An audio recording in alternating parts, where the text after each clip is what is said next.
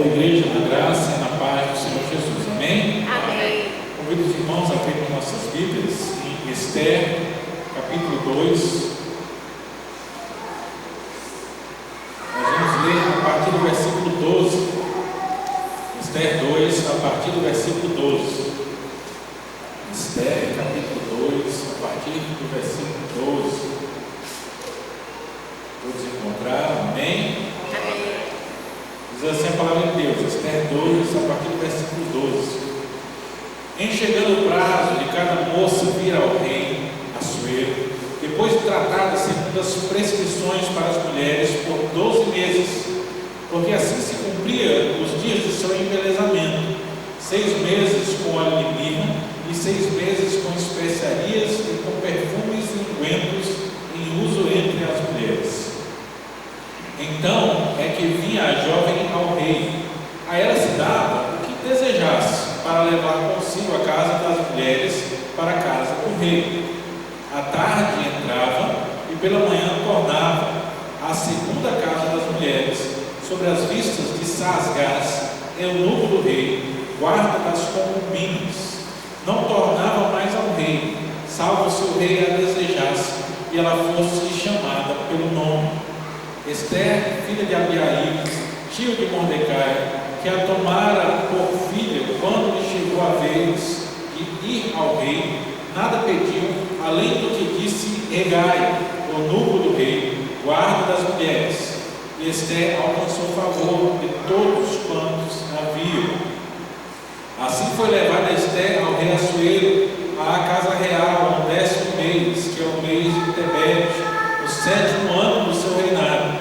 Ao rei, o rei amou a Esther mais do que a todas as mulheres, e ela alcançou perante ele favor e benevolência, mais do que todas as virgens.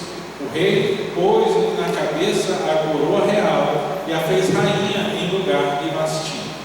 Então o rei deu um grande banquete a todos os seus príncipes e aos seus servos.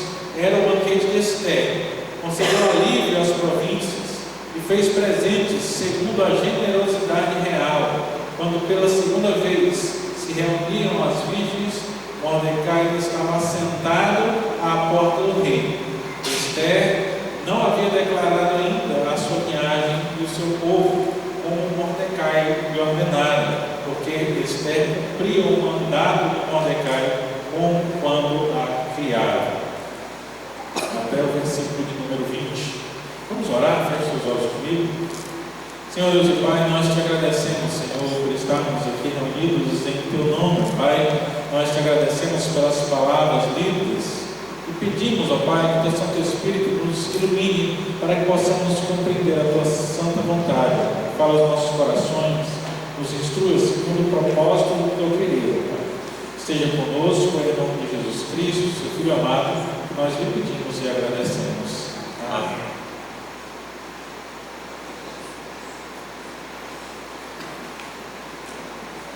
Conforme nós vemos meditando na carta de Esther, é chegado o prazo. Esther está na casa do rei e ali ela encontra o tempo do seu destino inevitável. Conforme nós falamos anteriormente, parece uma coisa muito bela, é como se fosse um grande, vamos dizer, um grande Big Brother na época dos Medos e Persas. Mas algo está muito diferente, apesar de muito igual. A descrição nos é dada de como era feito.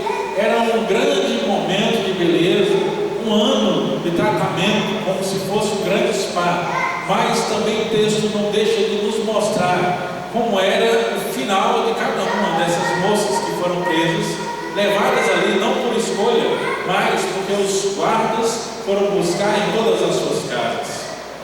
Elas estavam ali presas, elas eram levadas ao rei, e o rei ia com elas, todas moças virgens de boa aparência.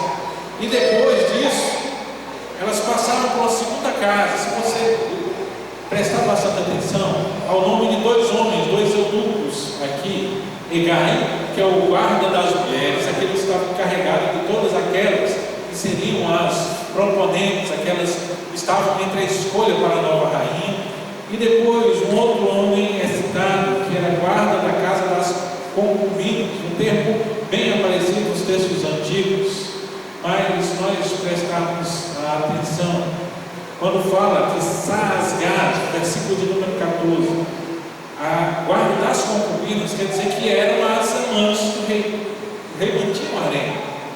Só que essa moça, ela vinha ali e passava a sua primeira noite. Todas elas iam dormir com ele, mas só uma delas seria a rainha. E depois de passar por aquilo, ela não estava livre para retornar ao seu lar, ou constituir família, ou qualquer outra coisa que pudesse fazer. Pelo resto da vida, ela era prisioneira do rei. Ela se tornava uma das suas concubinas. E talvez ela nunca mais veria ele. Mas o texto diz que ela só voltava a se apresentar ao rei se ele de repente lembrasse o nome e dissesse: eu quero aquela fulana de tal. E aí ela retornaria à presença do rei. Mas a vida era ficar ali à disposição de Assuero. Então, como nós vemos tratando sobre esse mundo perdido no qual nós vivemos, que é a semelhança da casa da Pérsia, citado no texto de Esther, nós vemos que talvez num concurso como esse, a possibilidade de morar no palácio, a chance talvez de uma em 100, de uma em 1000, de uma em milhares, de talvez poder ser a rainha, pudesse brilhar aos olhos, como brilharia aos olhos de muitos hoje, diante de algumas possibilidades, até mesmo decentes, mas que são uma mera possibilidade de fama, dinheiro, poder e alguma coisa nesse sentido. Talvez muitas das mulheres aqui, elas foram levadas, mas não estavam tão em oposição ao que estava acontecendo. Talvez vissem como uma grande chance de sair da sua pequena vida medíocre, como elas poderiam mesmo imaginar. Mas a exigência que era dada, ela não é pequena. É o abandonar tudo, e tudo parece muito bom, até o momento que você tem que deixar tudo para trás. Nós não gostamos daquilo que nós temos, até o momento que nós perdemos.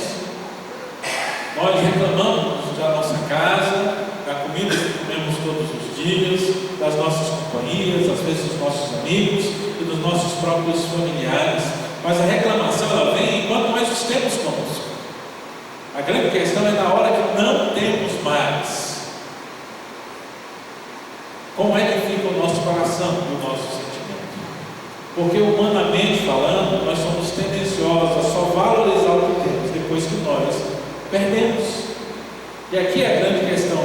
Muita gente, assim como aconteceu nos tempos de Assuero, muita gente hoje talvez entrasse de cabeça com uma grande chance e fosse de bom grado, sempre fosse necessário ser obrigados.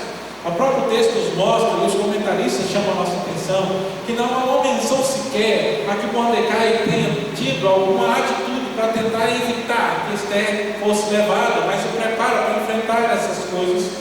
E, conforme o final do texto que nós lemos no versículo 20, ela não tinha declarado que o povo ela fazia parte, conforme Mordecai tinha ordenado. Nós temos uma vida totalmente submersa ao mundo que a serve. Judeus se recusaram a voltar para a sua terra natal quando tiveram oportunidade. Eles não moravam simplesmente na cidade de Suzã, a capital do reino, mas o texto diz que eles moravam na cidadela, que era as dependências ali do palácio.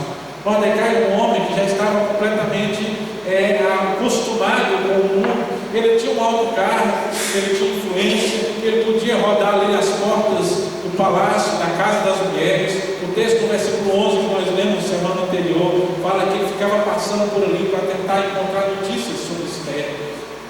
E o texto final ali, no versículo 20, ele também vai nos sinalizar isso, quando diz que ele cumpria tudo. E no versículo 21, 22 e 23, que não vai fazer parte da nossa meditação, mas somente citando, fala que ele estava ali à porta da casa do rei, quando ele consegue até mesmo conseguir descobrir uma conspiração contra o rei. Então ele tinha acesso, era alguém que estava no palácio, alguém que andava entre as autoridades, mas ao invés de resistir àquilo que o mundo oferece, ele estava bem ambientado naquele lugar, e ele estava muito pronto a tirar todo o proveito possível. E na vida aqui que nós vemos, Esther também estava ali muito disposta a tirar o proveito. Aquele velho ditado, né? Se a vida lhe deu um limão, faça uma limonada. Eu escolhi estar aqui, mas já que eu estou, vou fazer o melhor que eu posso, vou tentar pelo menos ganhar esse negócio. E muitas vezes nós entramos no reino do mundo nessa mesma disposição. Às vezes a gente olha, como a descrição aqui no final do versículo 12 faz sobre o grande embelezamento, né? Há um espaço de 12 meses, mas o prazo não tinha chegado. O versículo 12 diz: era o momento que as mulheres estavam sendo levadas, a fila estava andando, o número de Esther já estava próximo, logo ela seria chamada, e foi o tempo e ela foi chamada.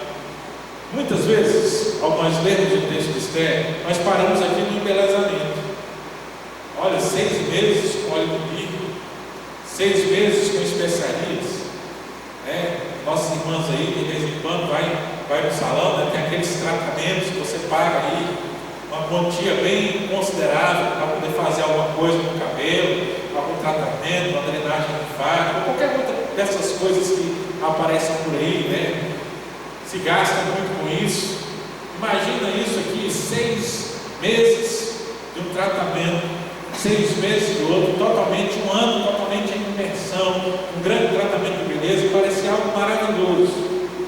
Era um ano tranquilo, um ano sendo bajulado, um ano em que nenhuma obrigação, a única obrigação delas era ficar cada vez mais bela. Mas mesmo com aquilo que o mundo oferece, mesmo com todos os benefícios e tudo que pode nos cercar, chega um momento em que a coisa anda, chega um momento em que não dá mais para fugir, chega um momento em que o mundo cobra o seu preço. E aqui chegou o momento de Esther. Ela passou por todo o tratamento e chegou o momento de ela ser levada. E a descrição do versículo 13, ele dá o que é que acontecia. Então, vinha cada jovem ao rei, aí ela se dava o que desejasse para levar da casa das mulheres para a casa do rei. Então, ela podia escolher o que levava. A gente imagina como se fosse um grande concurso. Quem já viu aí alguma transmissão do Miss Universo, né? Tem um momento lá que as competidoras, elas vão lá fazer seus talentos, e uma toca uma coisa, outra dança. Talvez a gente imagine alguma coisa como isso que estava acontecendo aqui com Esther. Mas ali era quase uma despedida. Ela saía daquela casa onde ela tinha sido só bem tratada, bem cuidada, para se apresentar o mais bela possível diante do rei. Ela ia dormir com o rei, e depois ela ia ser levada para a casa das concubinas do rei. E ali já era um outro ambiente. Ali ela já não era mais uma potencial rainha. Ali todos os benefícios já passaram. Ali ela vai ficar ainda sendo cuidada, mas ali ela está simplesmente em segundo plano, relegada a uma vida de esquecimento, a não ser que ela fosse muito interessante a ponto do rei se lembrar do nome de uma delas. Agora você imagina, quando eles mandam passar por todo o império, 127 províncias, pegando moças virgens e bonitas em toda aquela região, a quantidade de mulheres que estaria colocada nessa casa das concubinas não seriam poucas. Com certeza tinham mais mulheres do que dias estão dentro de um ano. E a possibilidade de um homem, o grande Assuero, se esquecer de qualquer uma delas era tremenda. Então, depois ali, tudo era esquecido. Talvez nunca mais ela fosse lembrada e ficasse ali no canto, sem ter a quem recorrer. A gente sabe que nesse tipo de ambiente, as perseguições, os maus tratos, aqueles que vêm colocar qualquer tipo de oposição, há no mundo, onde o poder é definido porque quem está à frente, as passadas de perna, as derrubadas, as intrigas, elas são sempre constantes, e seria muita ingenuidade nós acharmos que nada disso acontecia ali na casa do rei, porque todas aquelas mulheres queriam ter algum destaque, e todas elas queriam ter destaque apesar das outras, e não perderiam esforços para derrubar seus oponentes, poder ter um lugar ou disputar um pouco do conhecimento da parte do rei. Versículo 14 segue nos dizendo que ela entrava pela manhã, entrava à tarde e saía pela manhã. Então ele tardezinha, ficava com o rei, no outro dia de manhã ela saía e já ia para outra casa. Ela passou ali, saiu, já era levada para outra casa, para a casa das concubinas. E o rei não tornava mais a vê-la, e ela ficava esquecida pelo resto de sua vida. E era o momento, era o grande confronto, Esther é colocada diante do rei. O mundo, ele cobra o seu preço. E apesar de um ganhar, todos os outros erram. Nós vivemos um tempo em que o mundo tem vendido os seus devaneios, as vontades, as pessoas vivem em busca de fama. Quantos e quantos jovens não têm se perdido aí, querendo ser influências digitais do nosso mundo? Nós não vemos mais pessoas querendo conquistar o mundo, conquistar o poder por alguma coisa que fazem. As pessoas para fazer algo de importante, para estudar, para desenvolver algo realmente importante. Mas há muitos por aí com o celular na mão, achando que vão conseguir ganhar dinheiro e ganhar a vida por causa de alguns poucos que aparecem dizendo: olha, eu consegui ganhar não sei quantos milhões. Todo mundo acha que vai ser um grande visionário, mas de cada 900 e tantos, eles continuam no mesmo estágio de pobreza e ainda entrando num lugar que, ao terminar de todas essas coisas, não tem nada que possa oferecer para continuar vivo. Nós vemos constantemente, até mesmo aqueles que experimentavam a fama, quem lembra lá dos anos 80, 90, como muitos músicos, eles apareceram, o sujeito experimenta a fama e de repente nós vemos hoje uma reportagem dele lá jogado, às vezes como mendigo, morando na rua, porque não soube aproveitar o momento, esteve lá no alto. Isso falando daqueles que estiveram em um ponto de destaque. Mas nós vamos lembrar que há muitos que sequer chegaram ao ponto de destaque. Mas mesmo assim, as pessoas ainda vivem o devaneio, eles vivem uma grande imaginação, e achar que um dia ele vai ser visto e as pessoas vão admirá-lo. E a gente se entrega aos prazeres do mundo, a gente se entrega àquilo que o mundo oferece, sem saber que um dia o mundo cobra o seu preço. O preço que está no momento de ser cobrado. Talvez a gente fique animado, a gente não consiga entender a preocupação da situação. Por quê? Porque Esther foi a escolhida rainha. Ela conseguiu. Mas onde ela conseguiu, quantas se perderam no meio desse caminho? Quantos não ficaram para trás? Quantos não acabaram na casa das concubinas do rei, tendo a sua vida devastada e não tendo mais nada que possa fazer? Não tendo mais vida, que aquilo que achava, a glória, a fama, o poder, agora nada disso se apresenta diante da sua vida. E o que nos chama a atenção no livro de Esther nos mostra justamente isso. Apesar de nós nos acostumarmos à leitura e não dar essa percepção, mas ela está aí bem clara no texto para nós. Eles descrevem o que acontecia, como elas entravam e saíam, como não alcançavam, e só eram lembradas se o rei viesse a se lembrar delas, coisa que no harém, com mais mulheres do que dias existem no ano, com certeza ele não ia ficar lembrando de cada uma delas. Não há escolha igualitária, não há momento de dizer: vou lembrar daquela para deixar que a coitadinha fique triste lá no canto. Não, tudo isso fica para trás. O mundo não se importa. O grande rei, ele não ia se importar com os sentimentos de uma daquelas mulheres que passaram pela sua cama somente uma noite, no momento que ele foi tentar refazer o seu princípio. Por quê? Porque no momento de orgulho ele mandou a sua rainha embora, e agora ele precisava encontrar uma. Ele não estava afim de procurar uma que tivesse alguma ligação com outro rei, ou que tivesse algum poder, ou que fosse uma aliança militar que desse a ele alguma obrigação com aquela nova rainha. Ele escolhe justamente no meio de todas as mulheres espalhadas pelo reino, as plebeias, vamos dizer assim, porque essa mulher, ao chegar rainha, só tem ele como referência. Ela é rainha porque ele quis, e ele não deve nada a ela, mas ela deve tudo a ele. E assim que o mundo faz conosco. Ele oferece muita coisa, mas no final das contas ele só quer que a gente fique devendo. Mas ele não nos deve nada. Quando a gente, na nossa ânsia, caindo no momento de desespero, tenta cobrar alguma coisa do mundo que não serve e vai dizer: não, eu não te chamei, você entrou porque você quis.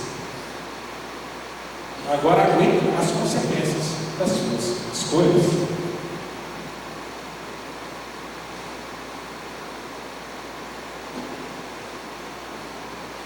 Mas mesmo o servo de Deus que se esquece de onde veio, isso nós vemos já desenhado na história de Esther e Mordecai.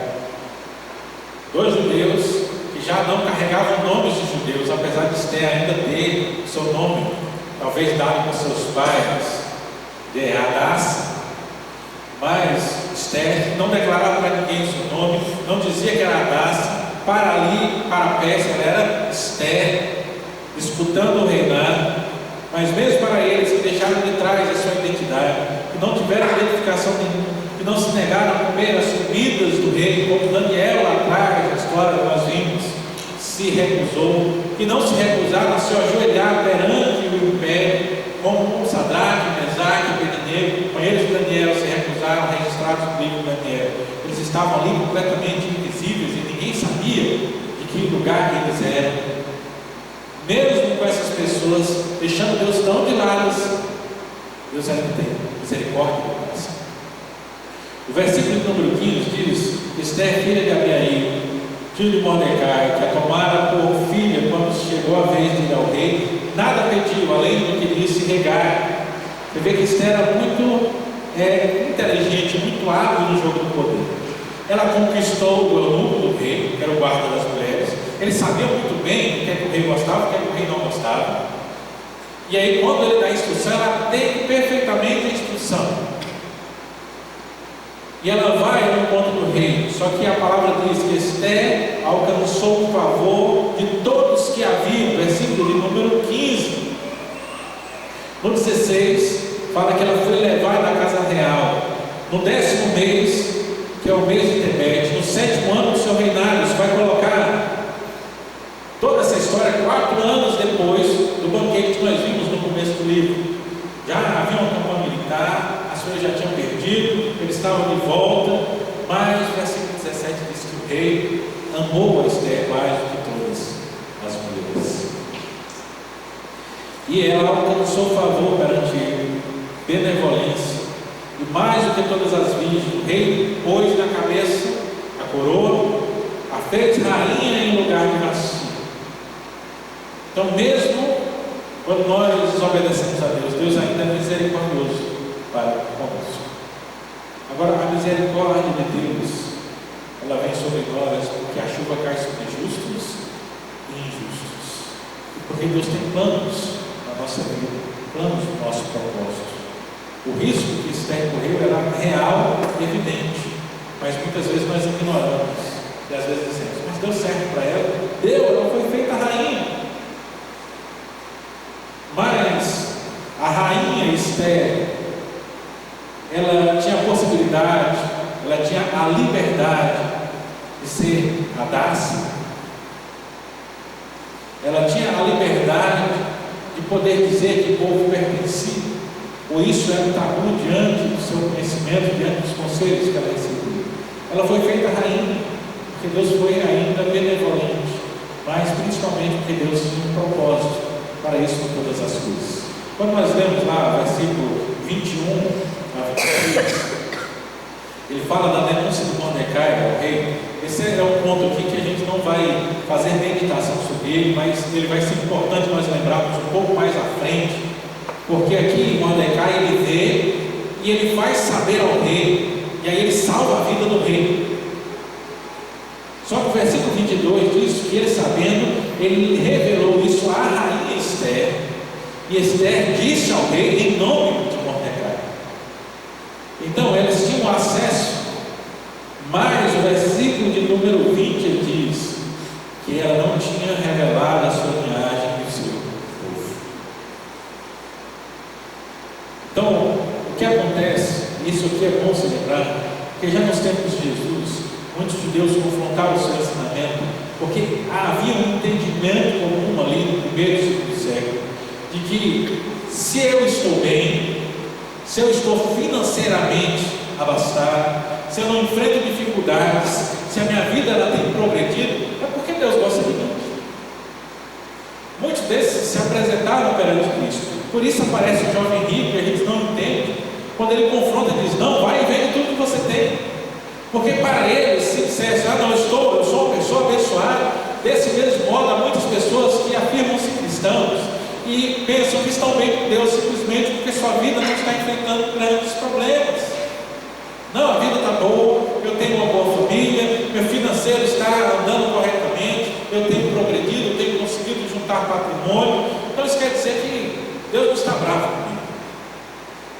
E muitas vezes nós confundimos as bênçãos de Deus que caem sobre justos e injustos com a bênção que Ele concede àqueles aos quais confessam o seu nome. Esther foi feita rainha, sim, porque Deus ainda abençoou, porque havia um plano e propósito na vida dela. Mas isso não quer dizer que ela estava vivendo uma vida correta diante de Deus.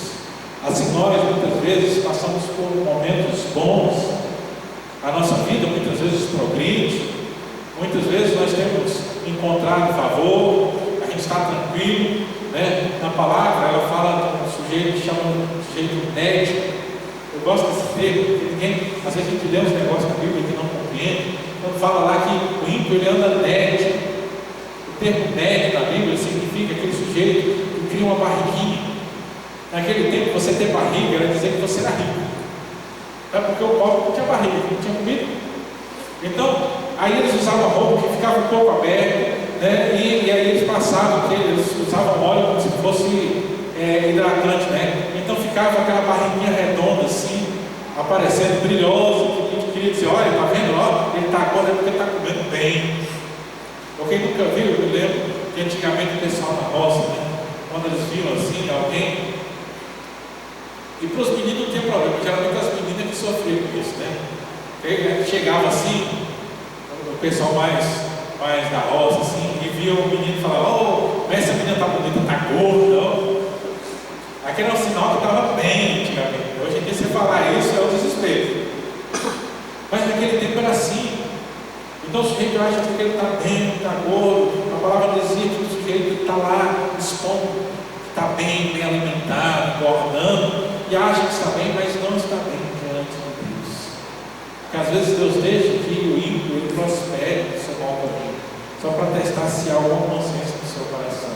Mas também a palavra nos diz que Deus olha para nós e Ele permite, porque muitas vezes nós temos tranquilidade, não tem problema nenhum, porque nós estamos exatamente no lugar onde o inimigo quer que a gente esteja. Porque o inimigo ele vai perturbar quem está buscando a Deus.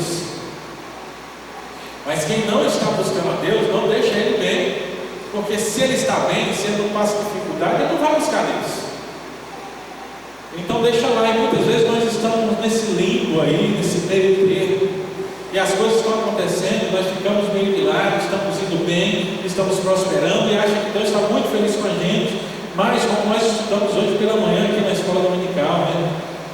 Deus está feliz com a gente quando a gente entende o que é que Deus quer de nós. Eu estar agradando a Deus não é o que eu acho, ou o que alguém fala de mim, ou o que a minha percepção de mundo, mas agradar a Deus é fazer aquilo que Ele determinou na sua palavra e nos instrui segundo o teu querer. Então, nós precisamos olhar, porque às vezes, até mesmo aqueles que têm desobedecido a Deus, até mesmo uma família de judeus, tio e sobrinho,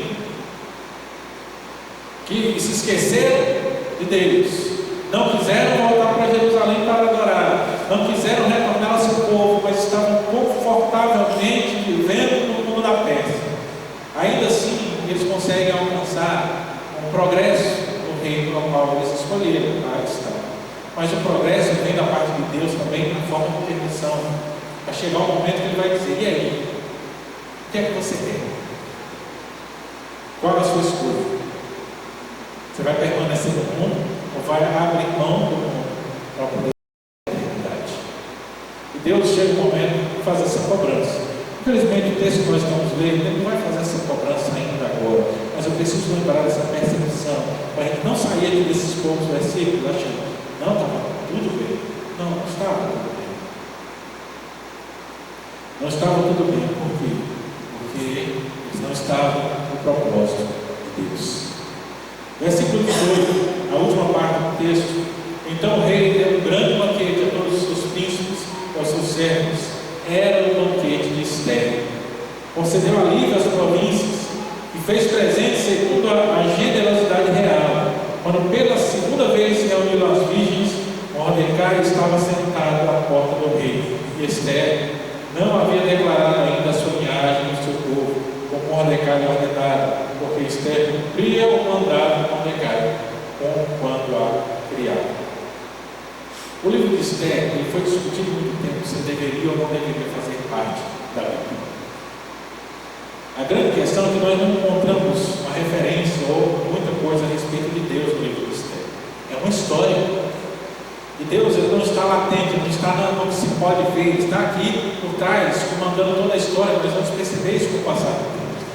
Mas é a história de como muitas vezes nós estamos no mundo e não percebemos a presença de Deus. Nós estamos fazendo aquilo que não agrada, mas mesmo assim coisas boas acontecem. O versículo 18 diz que quando o rei consegue, ele encontra a rainha, ele fica feliz, ele dá um outro grande banquete a todos os seus príncipes, e ele dá alívio às províncias. Talvez ele tenha tirado um pouco dos impostos. A felicidade do rei é boa, porque quando o rei está feliz, todo mundo está feliz. Ele alivia, ele distribui presentes reais, tudo acontece, mas se está tudo tão bem, por que o Mordecai ainda continua na frente da casa das mulheres, espionando, procurando saber tudo o que acontecia todo o tempo? Porque a apreensão ainda está no seu coração. Se está tudo tão bem, por que Esther ainda tem que manter em segredo a sua nacionalidade, seu verdadeiro nome, ao povo ele pertence, esconder a sua própria identidade? O mundo muitas vezes nos dá um tempo de alívio, ele coloca situações agradáveis na nossa presença. Quando o mundo está andando, ele não é confrontado, ele é muito legal.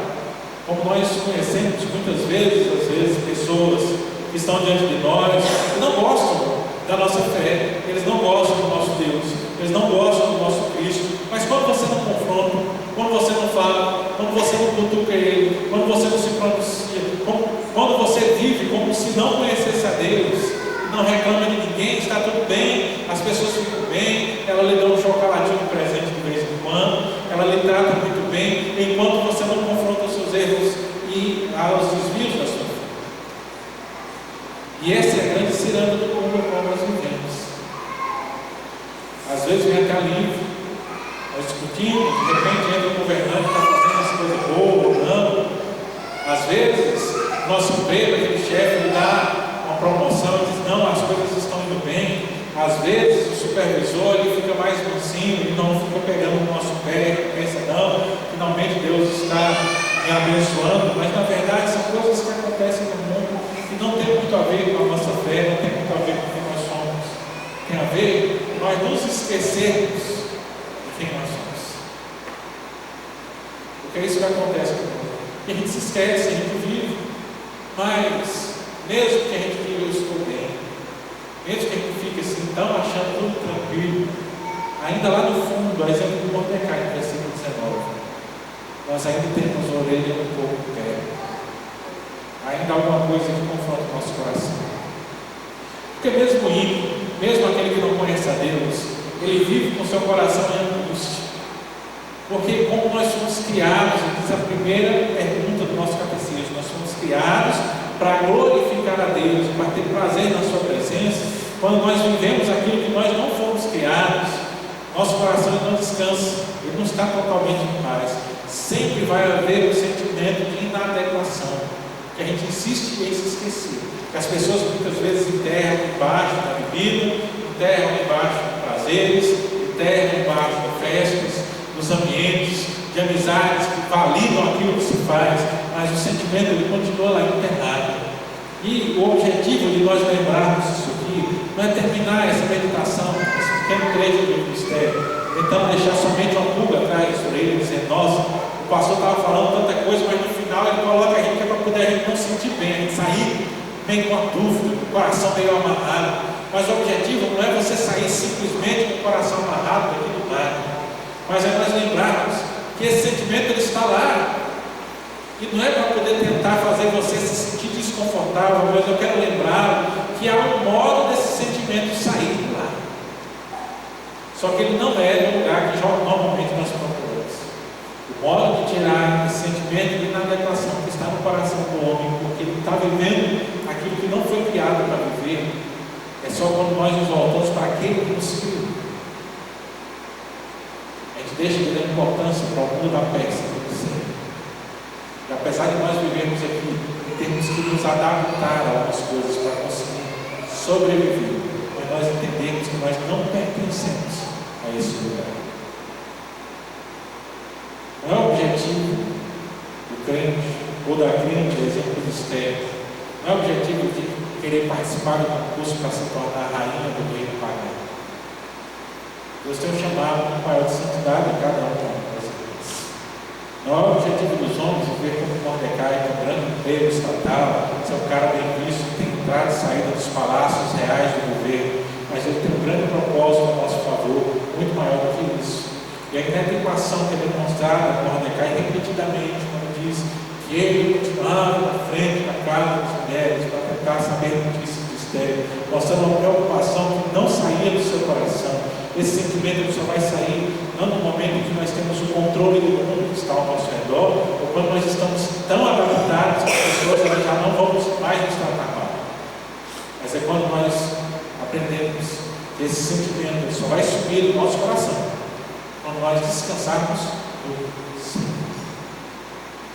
Esther se tornar a rainha, ela já tinha passado toda aquela apreensão, mas isso não acalmou o coração de Mordecai. O Mordecai ainda estava preso, porque ele estava tentando confiar na sua astúcia para conseguir caminhar e viver naquele mundo de forma invisível, para que as pessoas não o confrontassem. Mas ele não estava confiando em Deus que fez todas as coisas. E nós podemos entender que ele não estava confiando porque ele estava na Pérsia. Ele estava em Suzã, quando ele deveria estar em Jerusalém. Mas quem quer voltar para Jerusalém? Jerusalém estava destruída. Jerusalém estava só farrapa. Os que foram com Esdras viram isso. Depois, os que foram com Neemias também perceberam, enfrentando inimigos, disseram: não, está muito difícil, a vida está difícil lá. Para que eu vou sair? Aqui eu tenho um grande emprego, aqui eu estou inserido na sociedade. Para que eu vou sair daqui para voltar para Jerusalém? Era porque aqueles que voltaram, eles voltaram para confiar em Deus. Eles passaram dificuldades, mas eles estavam cumprindo o seu propósito de vida. Era o povo escolhido, voltando para o lugar escolhido. Assim nós hoje somos o povo escolhido de Deus. Porque o que era Israel no Antigo Testamento, a igreja representa o Novo Testamento. Nós somos aqueles que foram escolhidos por Deus. Nós temos passagem para a vida eterna, na volta do nosso Senhor Jesus Cristo. Mas se nós não confiarmos no Senhor, nós ficamos aqui. Se nós não agirmos como ovelhas, Deus, quando nos encontrarmos com Ele diretamente, conforme João diz em Apocalipse, Ele vai dizer: apartai-vos. E é isso que corre ao nosso coração e traz um sentimento de insatisfação e não participação. E quando nós pensamos: será? Mas a palavra nos dá um antídoto muito bom para isso. Entregue o teu caminho ao Senhor, confia nele, o mais ele fala. E esse é o chamado para nós.